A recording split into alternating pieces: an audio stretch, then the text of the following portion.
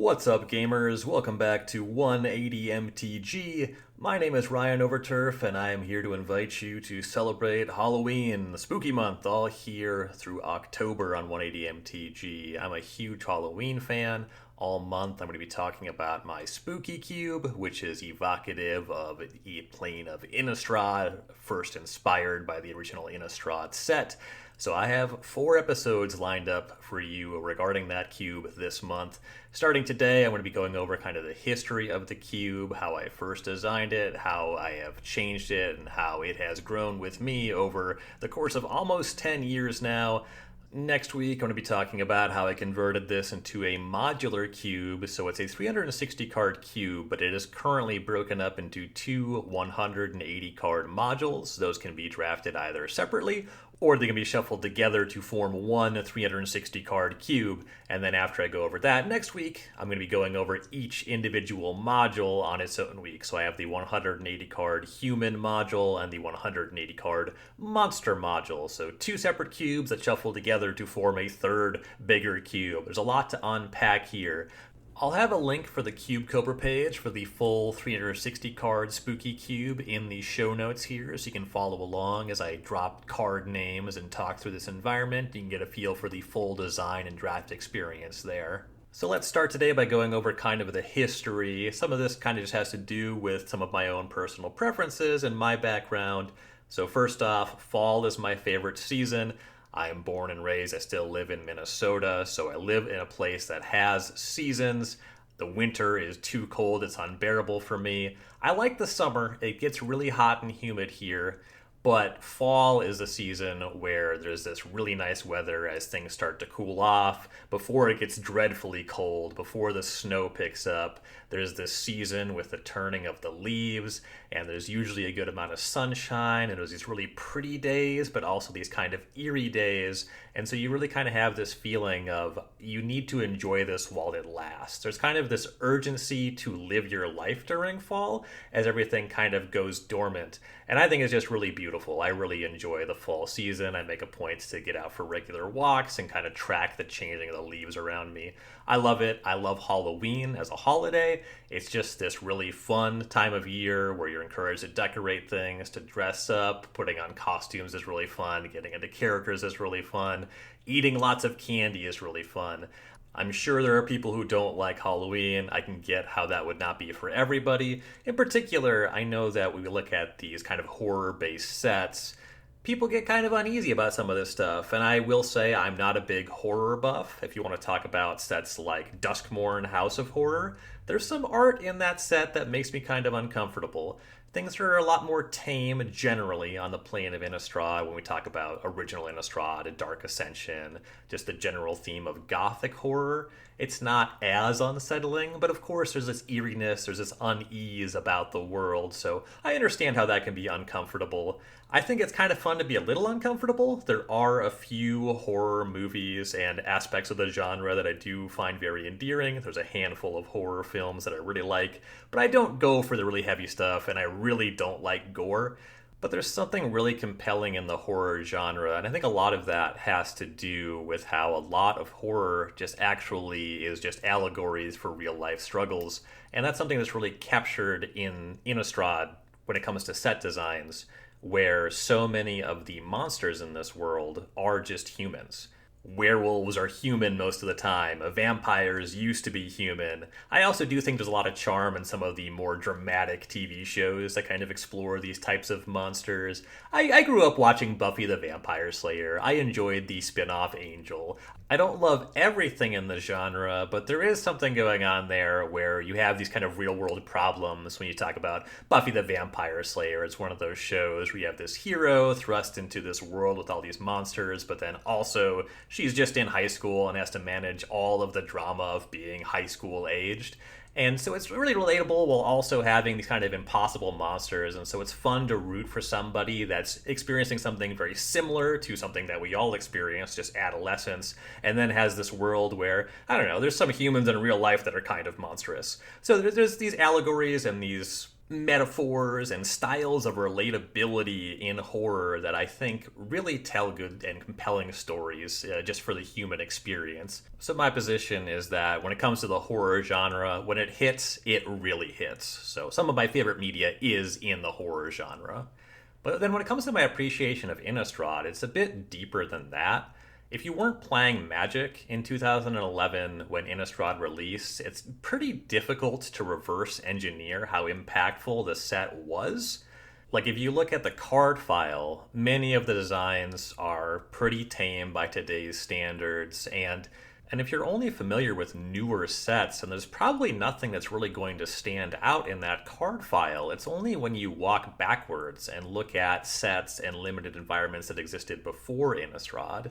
So something kind of fundamentally important about Innistrad is that it was a top-down design, starting with the premise of let's build a world of gothic horror and then just designing cards for that, taking a lot of individual monsters, saying, okay, Delver of Secrets, for example, that's the Fly. We want a human that transforms into a fly monster. How do we turn that into a card? Where many other designs are going to be more bottom-up, where they start with the mechanics and then they flesh out the flavor from there. But despite that, mechanically, Innistrad is such a nice set. There are so many signpost cards like Spider Spawn, and you can draft a whole deck around. Even travel preparations being kind of a signpost card for green lighting you to play the green-white play to the battlefield aggressive creature deck. And stuff like that, that's just in every set now, those signpost cards. And it's also true that this top-down design kind of meant that a lot of the individual cards were getting more attention than the filler commons and uncommons in older sets. When people talk about silly historical flavor text, or even maybe their favorite flavor text of all time, you might point to a card like Root Greeval. So Root Greeval is a card from Planeshift, so released in 2001. It's a 4-mana 2/3. You can sacrifice it for 3 mana and tapping it to destroy all enchantments of the color of your choice. Just kind of limited filler. This is a card you can put in a file. Like, there's enchantments in this set, color matters in this set. A 4-mana 2/3 is not going to break anything. And then the flavor text is the root of all Greevils. Haha, it's called Root Greeval. It's the root of all Greevils, like the root of all evil. Haha, lol. But Innistrad doesn't have cards like this. When it comes to Innistrad, cards are more like, okay, I want to make this monster, or I want to make a human, or I want to make an equipment that would be something that a human would use as a makeshift weapon against monsters in this world. Things like a butcher's cleaver, things like picking up a shard of glass to fight off monsters. Like, there's no Root Greevils in Innistrad. And when it comes to like those silly flavor text and kind of weird cards that are really just filling holes, I mean, that's definitely still a part of Magic's design, but when you look at the file for Innistrad as opposed to sets before it, every card really stands out as being part of the world and having this level of care and attention to detail that does exceed that kind of silly throwaway joke, even if the tropes can be silly themselves. And I'm not trying to say that a reference, like doing a riff on Frankenstein or the Invisible Man, is inherently more sophisticated than a pun. What I am saying is that the cards designed in Innistrad have more going for them than just a reference or just a pun. The thing about Root Greeval that I'm trying to pronounce is not saying that the pun sucks. It is pretty funny. I do actually like it, but the card is totally forgettable. I had to look it up. You playing a lot of 4-mana 2/3s with questionably useful abilities? No. Nobody is. And it's not necessarily that the deep flavor of Innistrad was the cause for why all the cards are more appealing. Maybe these are just independent aspects of the set, but it is absolutely true that original Innistrad did step up the depth of the playability of the average card in the set, and the depth of the average pack is just much deeper than the overwhelming majority of sets to this point. And there's a specific example I want to point to that really highlights what's happening here. They're moving away from cards that are just bad for the sake of making a bad card. So a card I'm going to highlight, I guess, 2 from Innistrad. It's going to be Walking Corpse, a common black creature for 1 and a black. It's just a 2/2. And Diregraph Ghoul, an uncommon 1 black mana 2/2 that enters tapped. Historically, Black creatures that were this cheap, that were 2/2 or larger, had some kind of drawback. Whether it's Carnophage, you lose a life every turn. Scathe Zombies from Alpha was a 3-mana 2/2, and this is where the example gets really loud. If you look back at Zendikar in 2009, original Zendikar, they printed Mindless Null, which is 2 and a black for a 2/2 zombie that can't block unless you control a vampire, because they didn't want to make a card that was as strong or stronger than the Scathe Zombies? I don't know. Why does that card have a blocking restriction? You can just make 2-mana 2/2 zombie and it's fine. Is it power creep? I guess. It's powerful than the other bad black creatures, but no one's lining up to play it.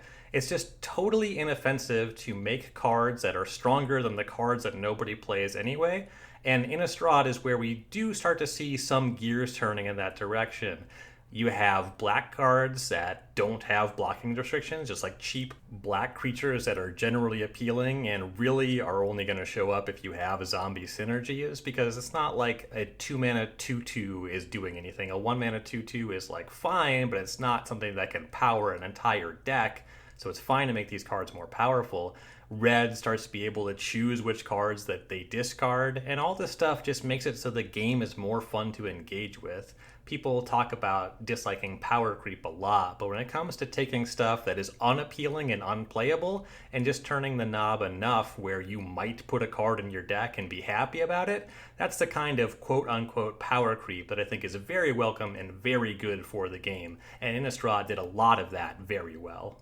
And I'll grant that what I was just saying is subjective. This is some of my taste. Maybe you take some issue with what I just said, and I'll say that that's totally fair. But when it comes to the facts of the set, another very significant aspect of Innistrad is that Richard Garfield, the person who invented Magic, returns to work on the design for this set, which he has not done too often through the history of Magic. He, of course, was the lead on Alpha, then Arabian Nights, revised forth the early stuff, worked on Tempest, Urza Saga, Odyssey, Torment, and even then, there's gaps already there. He worked on Ravnica, which released in 2005, and then the next set that he worked on was Innistrad in 2011. So it's a big deal that Richard Garfield did work on this set. People always talk about Magic as Richard Garfield intended. This is a point where Richard Garfield came in and said, all right, we're doing a set about top-down horror, let's do it right. And for me, Innistrad is a set that has really stood the test of time, at least in terms of its design and the way that that design has influenced Magic sets in the years that followed. And so when I say that Spooky Cube is inspired by Innistrad, it's that set design. That's really what I mean. Because this is not a set cube in the traditional sense, where somebody says, I really like this set, or this block, this limited environment. I'm going to build a cube that only uses cards from that limited environment. Spooky Cube actually only has currently 10 cards from original Innistrad, and some of them are iconic. I stand by Spider Spawning being a foundational card for this cube in this environment, but then there's stuff that maybe looks a little bit more benign. One of the 10 Innistrad cards I have here is Doomed Traveler.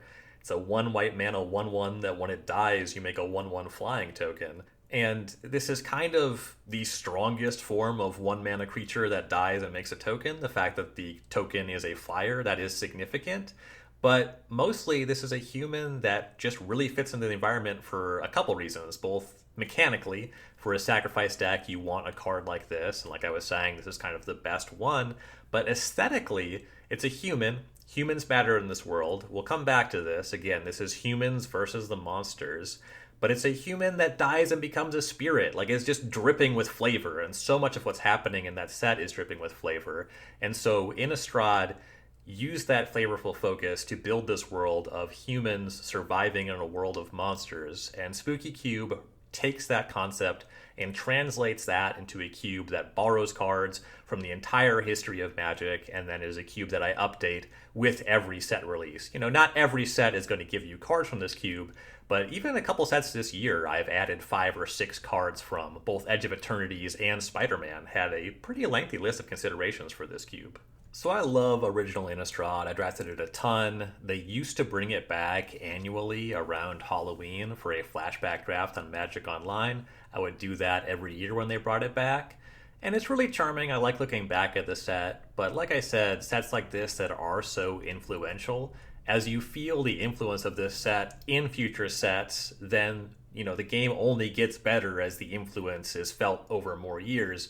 And it wasn't until the release of Shadows over Innistrad, around when Shadows and Eldritch Moon were released, that I actually designed this cube. And that's part of why this isn't just a set cube. I like taking those designs and adding those cards there. Like Delirium really mixes really well with the graveyard mechanics in original Innistrad. Madness showing up there was also awesome. And so I started putting this cube together with my love of Innistrad and Return to Innistrad, and that's actually how a lot of my designs happen. I have this thing that I like or have liked for a long time, and I kind of want to keep playing with it. But for my personal sensibilities, there's no retail limited set that I could really just play forever. I remember the last time that I played an Innistrad flashback draft. I remember just kind of like losing to rares. I remember losing to a Bloodline Keeper, losing to an Olivia Voldar, and being like, oh yeah, there was some pretty significant power disparity here. And when I work on cubes, I really like changing things. I like cutting cards, I like adding new cards.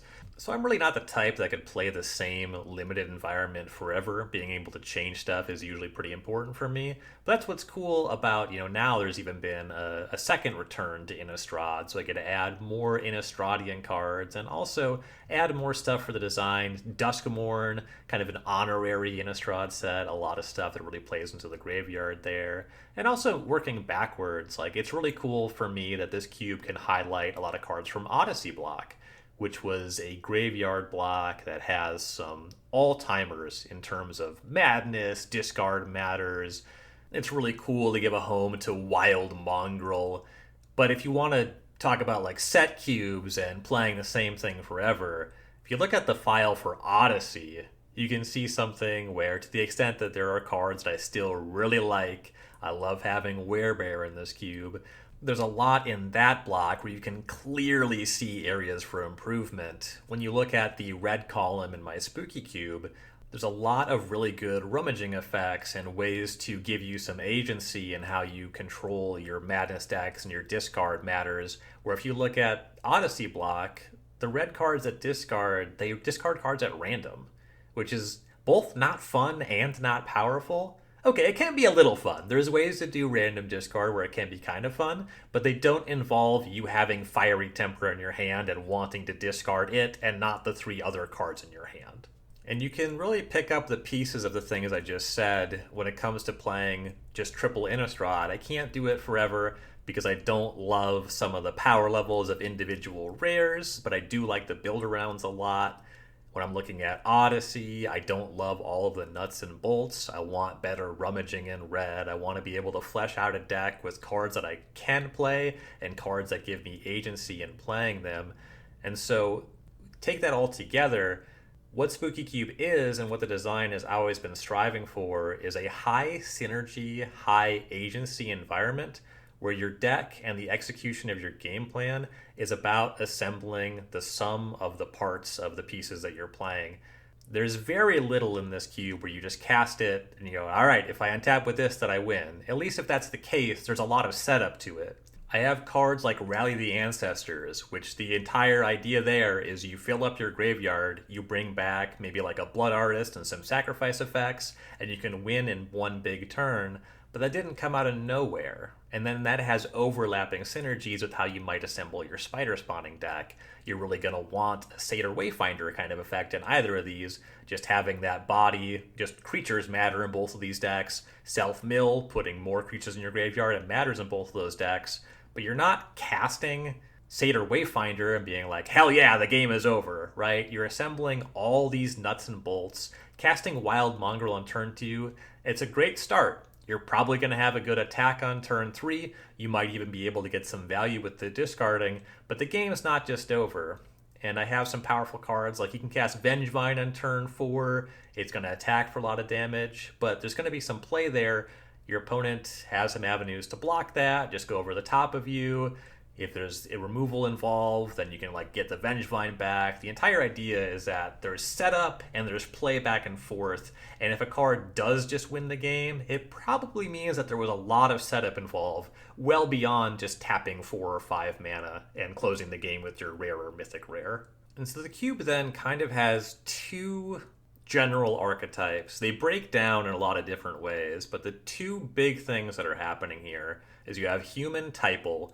So there's decks that are casting creatures on the battlefield that typically involve the human creature type coming at a premium. There's a lot of stuff that queues off of creatures. Certainly Champion of the Parish being one of the latter cards there. Your 1-drop that scales really well if you're picking up a lot of humans. And then Graveyard Matters. That can be things filling your graveyard for a classic card like Tombstone Stairwell. It can be discard matters, and that can come in the form of just madness, just discarding cards and getting value that way. But even the Delirium stuff benefits a lot from discard outlets too. So just anything that puts cards into the graveyard, there's a lot of different ways that those synergies overlap.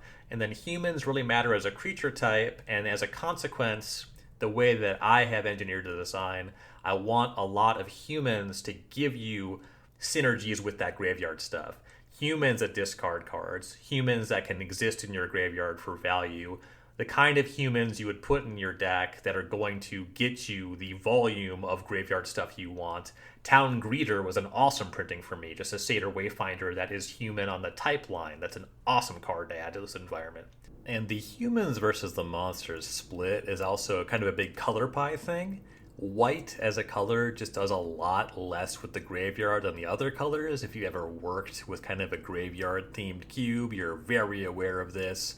Blue and red have a lot of discarding effects, rummaging, looting, whatever. Black is a huge graveyard color. Green gets self-mill and payoffs, and it also has some of that historical discard matter stuff with the wild mongrel kind of cards. But then white, I mean, you get creatures. Creatures go to the graveyard when they die. So you get like sacrifice as a theme.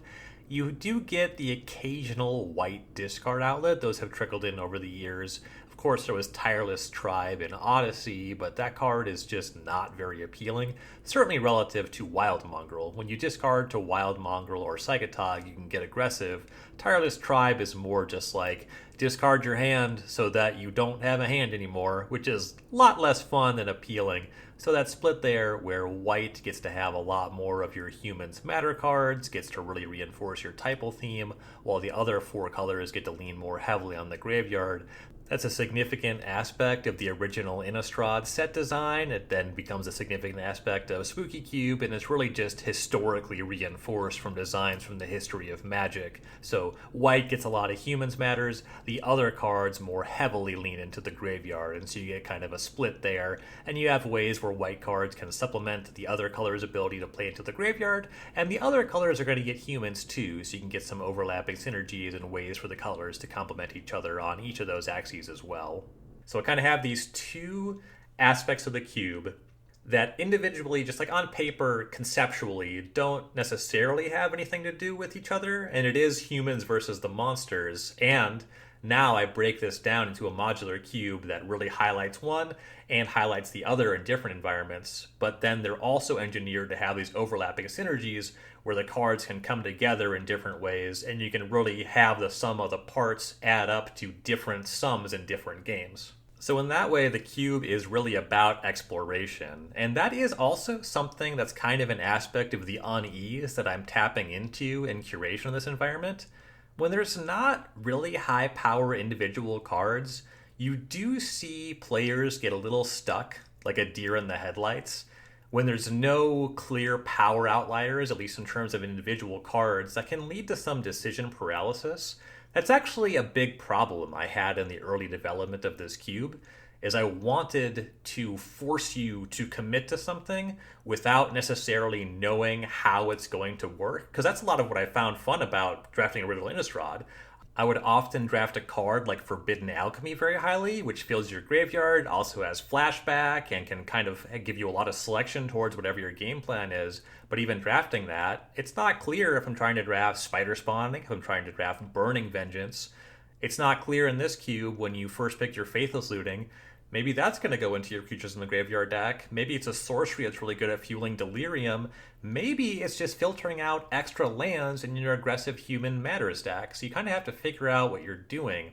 And early on, after a draft, if somebody drafted a deck that really wasn't exploiting synergies, like anytime I had cards in the cube where people were just winning with them by casting them for the requisite mana cost, I would aggressively cut those cards from the cube. And that led to some problems. I think that was aggressive curation on my part. I think I curated with too heavy a hand for a while, where people would just start drafting lands because there were no cards that really spoke to them. And then they would draft all these mana fixing lands and never really latch on to a synergy because there was no card that really grabbed them. There was no spell that shouted, all right, cast this spell. And now, and this is definitely something, I'll talk about this next week when I talk about converting the cube into a modular cube, I have reintroduced more cards that have a little bit more on the individual power outlier side. Because at the end of the day, you need people to draft something, and it feels really bad. I do think for a number of drafts I've run with this cube over the course of almost 10 years now.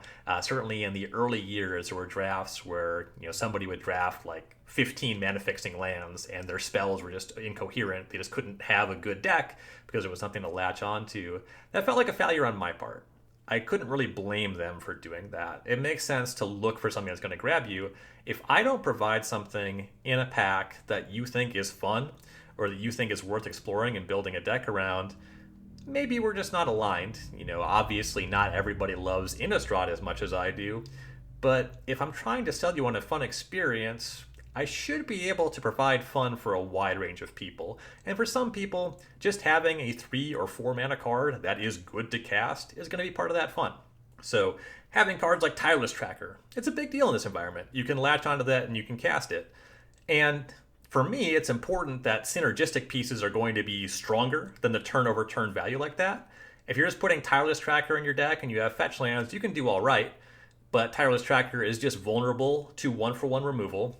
This cube is actually really long on 1-for-1 removal. Couple reasons for that. I don't just want you to have a big sweeper that's going to destroy the human's matter deck. And I also don't like graveyard hate. I want to encourage players to play in that space of making your graveyard matter and making your graveyard powerful.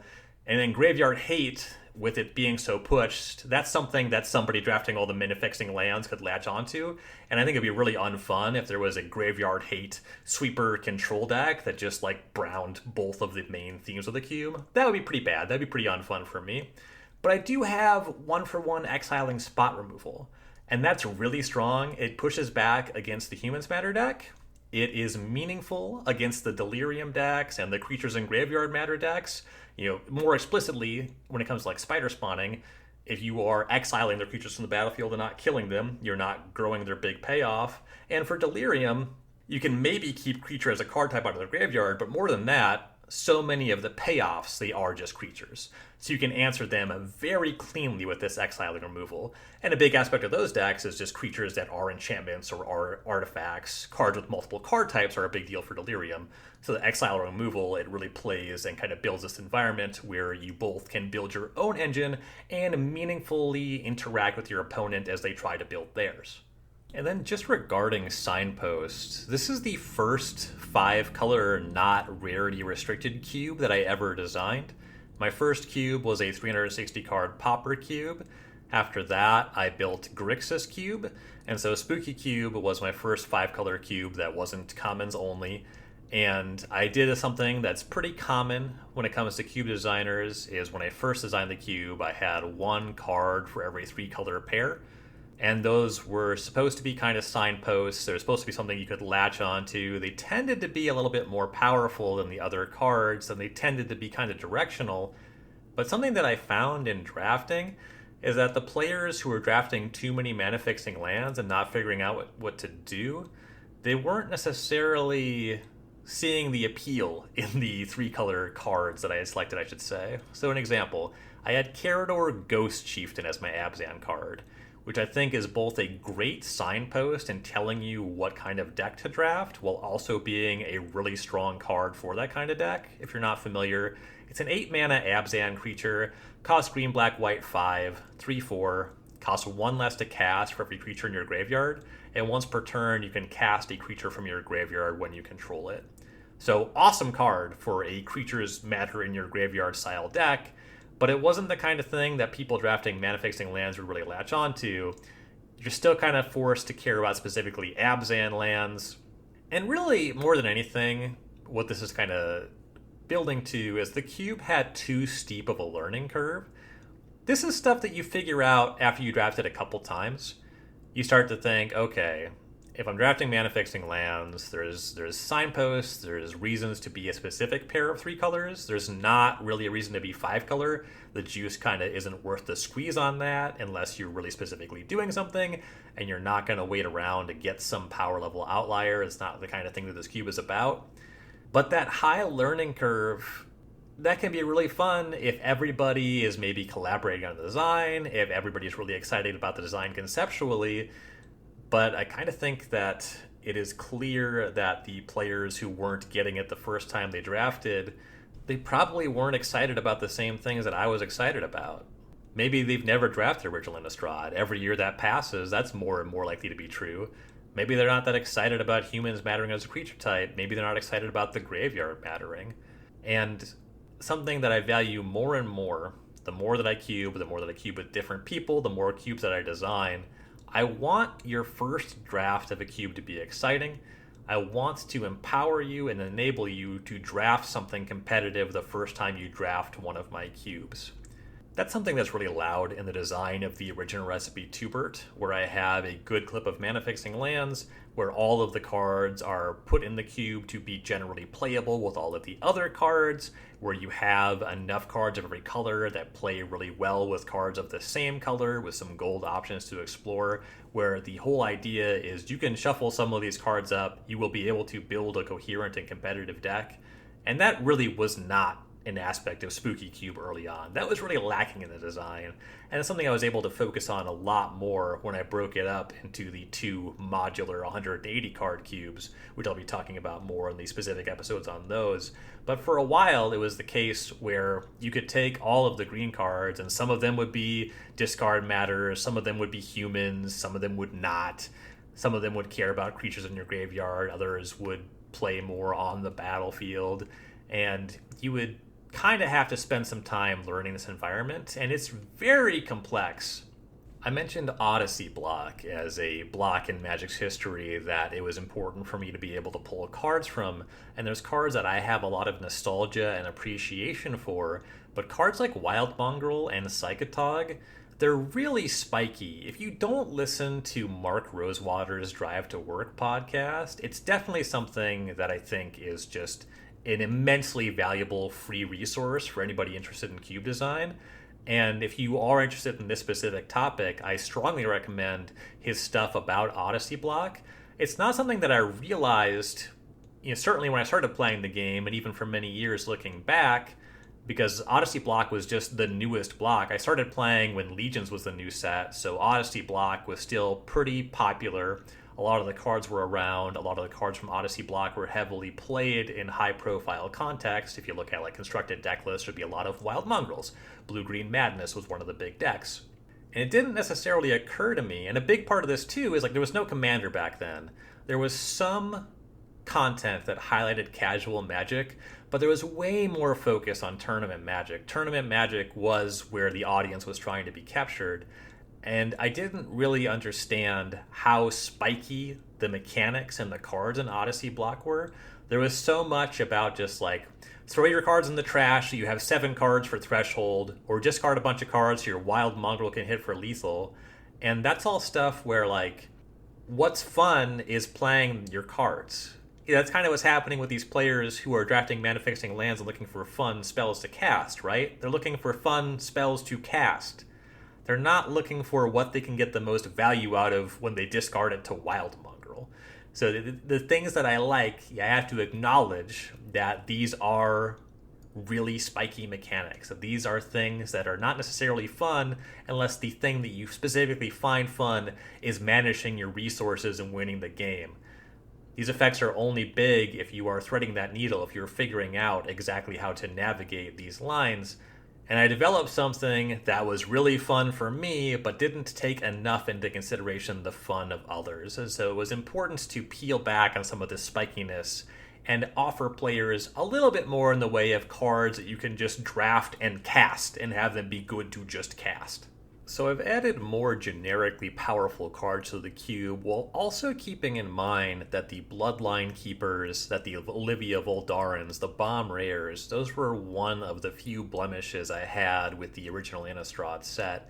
So I have some stuff. I'm more sympathetic to Shriekmaw now. I used to be Team Bone Shredder. I do have both in the cube now, but I'm fine giving you a 2-for-1 because somebody can identify, hey, Shriekmaw is strong, and maybe they end up with the intended synergy where you actually do evoke it a good amount of time just because it's a little bit better in your spider spawning deck to get into the graveyard, or at least you can identify there's games where you want to evoke it, games where you want to cast it, and games where you'll then be more aggressive in evoking it. But the card's just kind of good whether you evoke it or cast it, right? You either get Doomblade or you get Necrotol. Two good deals, as it were. So I'm more sympathetic, I have more of that kind of stuff, and I have a sampling of Planeswalkers, but none that really take over games. I do have Garruk Relentless here from original Innistrad, and that is one of the better rares from the set, but unlike Bloodline Keeper, Garruk Relentless isn't a removal check. It is not that difficult to attack down a Planeswalker with 3 loyalty, even if it's making a 2-2. The rates on other creatures, certainly in the human typal deck, are going to overpower this card. The ideal case with Garruk is you can fight down some small creature, transform it right away, and make those Death Touch wolves and really control the battlefield that way, but it's asking for a pretty specific spot. Planeswalkers in general, I'm more sympathetic to than a lot of players. I do think that the fact that you can interact with them in combat often makes them less offensive than creatures and much less offensive than enchantments that require specific effects to destroy them. There are power outliers. I'm not going to put Jace the Mind Sculptor in this cube, but I do have Jace Reawakened, which is a Planeswalker that you can't cast until turn 4, and it loots. It doesn't go up cards automatically until you can ultimate it. That's really the way that you get real value out of it. It's more a synergy piece where you're trying to use it to enable your discard matters themes, and in practice, Garruk Relentless is really a Planeswalker to get into your graveyard for Delirium. As a Planeswalker is fine. You can make a 2-2 every turn, or if you're fortunate enough to transform it right away, you can make a 1-1 Death Toucher every turn, and you can really control the ground that way. But it's more often in actual practice in this cube, kind of a speed bump. It is significant, but it's not a game ender. It's going to bridge you really well into enabling Delirium for Ishkana Graph Widow, and that's going to be kind of your bigger card there. And then Ishkana Graph Widow, that's a rare that can really take over a battlefield. You get a lot of power and toughness, you get reach on all the creatures to block, and reach with the ability to make your opponent lose life for every spider you control, but I have ways around that. I have other forms of burn that can burn you out, there's plenty of kill spells to take care of at least the Ishkana itself, then you're dealing with some 1-2 spiders, and I have some ways to make creatures unblockable so you can't just wholly just turtle up in this cube. So there's kind of play with everything going on here. There's strong cards, and I've made a push to have more individually powerful cards, but it's still fundamentally important to capitalize on synergies, to have your own game plans, and to be able to maneuver through your opponent's game plan. So it's not just as easy as taking all the 2-for-1s. I do make a point anytime that it seems like I have gone a little bit too over that threshold, whether maybe I've just put too many 2-for-1s in the cube or have some individual cards that are just a little bit too easily winning games on their own. I always am watching that, and I do want to scale it back so that the synergistic pieces are both supported, so it's appealing to go down those synergistic lanes, and encouraged, so there's nothing that just clearly is going to clean up all your synergies don't matter because there's a couple bomb rares that can really just take over the game on their own, so why even bother? So navigating that balance has been really important to me in curating this cube. I want to give you enough so you can get excited about some individual cards, but I do want to push you to explore the synergistic depth of the cube, and I want to reward you by making it so the most synergistic decks are also the most powerful decks in the environment, and so it's not so much about just casting some individual cards. It's really about making sure you have a sampling of things that really play well together and synergize with each other. I think a couple of cards that can really highlight my design philosophy of this cube. one of the stronger cards I have put in, so there's just something that you can read, understand how it's powerful, and incorporate that in your deck is Soul Herder. This is one of the blue white gold cards. It's a 3 mana 1/1. It lets you blink a creature on each of your end steps, and anytime a creature is exiled from the battlefield, it gets a +1/+1 counter.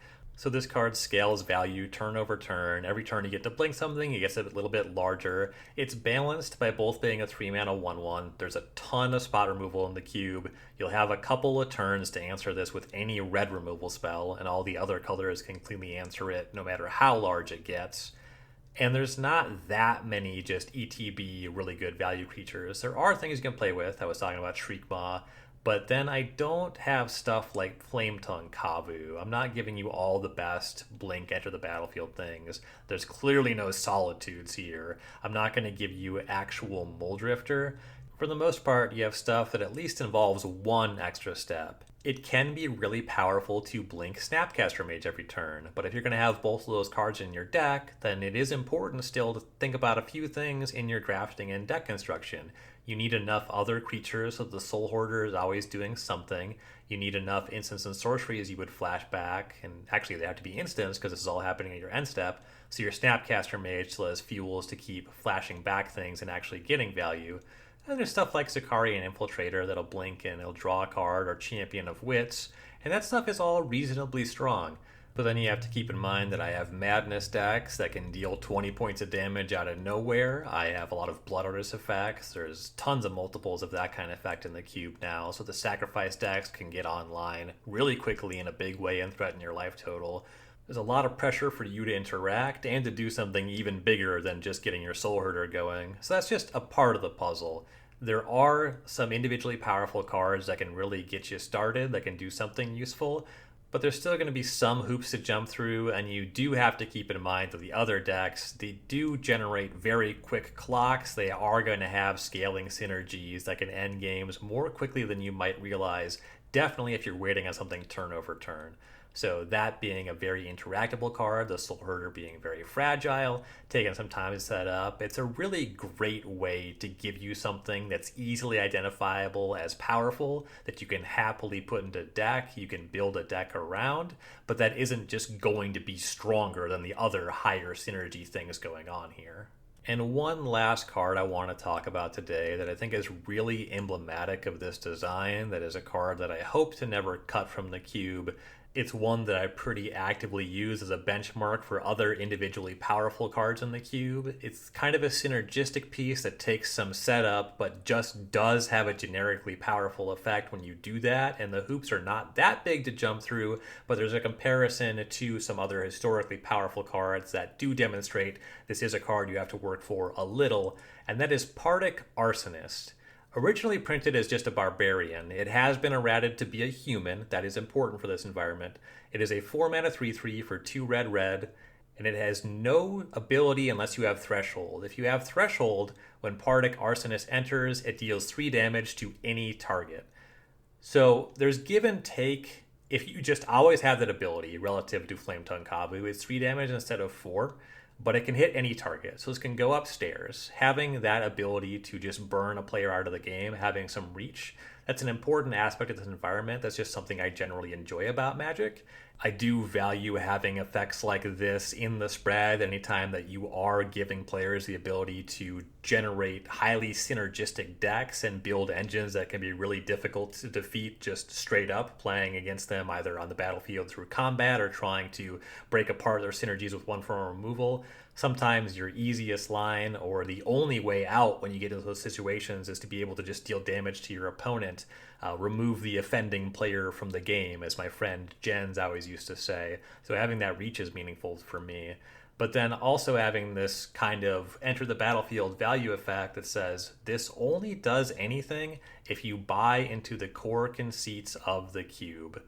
It is a human, but you're not going to play it as a 4 mana 3/3. Even if you are putting it into a deck that's not doing a ton with the graveyard, you're still going to be kind of inclined to pick things like fetch lands more highly, make sure you have some instants and sorceries, make sure you can actually get Threshold consistently, so you can actually get this ability. What I really like about Partick Arsonist is if I hold up Partick Arsonist next to Shriekmaw, it's not immediately clear which card is more powerful. I think in a large sampling of decks and games, that Shriekmaw ends up being a more significant card. You have evasion on the body, it has a 2 mana mode, and it doesn't require any setup, it just asks you to cast it.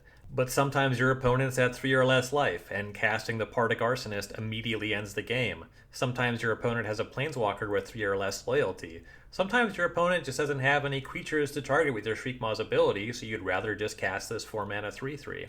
Partick Arsonist is not the strongest card in the cube, not by a long shot, but it makes decks and it plays well in the games, and it does enough in the two major themes to be appealing in promoting cross synergies and making some aspects of the cube work with other aspects, being a nice bridge. If you have a little bit of humans matters, a little bit of graveyard matters, maybe you're a sacrifice deck and you have 1 or 2 Blood Artist effects, and so you are pretty good at cutting down your opponent's life total, but you can't always close, the 3 extra points off of Partick Arsonist can be really significant in the games there. So I really like having this card from the original Odyssey block that is a human, that plays to the graveyard, and importantly, it's a red card from that era that's actually appealing. It's something I really value in my cubes, is just representing the entire history of Magic. So finding a diamond in the rough that is an appealing red card from Odyssey block is something I'm very happy to give a home to, and is something that really speaks to what I enjoy about this environment, and is a card that I will hopefully always keep here to remind me what I'm looking for as I curate the cube and add cards from new sets. And that's where I'm going to wrap things up today, but we are only just scratching the surface when it comes to Spooky Cube. But like I said, I have 3 more topics lined up here. So next week, I'm going to look at the modular breakdown, how I broke this card into 2 180 card cubes to be drafted separately or together for the full Spooky Cube experience. I'll go over kind of modular cubes and their nature a little bit there. And then in the following weeks, I will look individually at the human typal module and the monster module that has more of the graveyard themes, how each of those environments tick independently, and then you can kind of build that all to the whole of how this whole 360 card cube works together. This is an environment that I have loved working on for close to 10 years now. I still just really like picking up stacks of cards from this cube and looking at them and seeing how all these pieces from all these different eras fit together, having gone to Innistrad 3 different times, having a couple other sets in the history of Magic that have something of a horror theme, seeing how the different discard and whatever themes come into play and mix together here. It's always a delight for me. So hopefully you enjoyed listening to me start to talk about this cube today, and hopefully you're excited to hear more about this design, and I am certainly very excited to share more of it with you. Thanks again for listening, and I'll be back next week talking more cube. Later, gamers.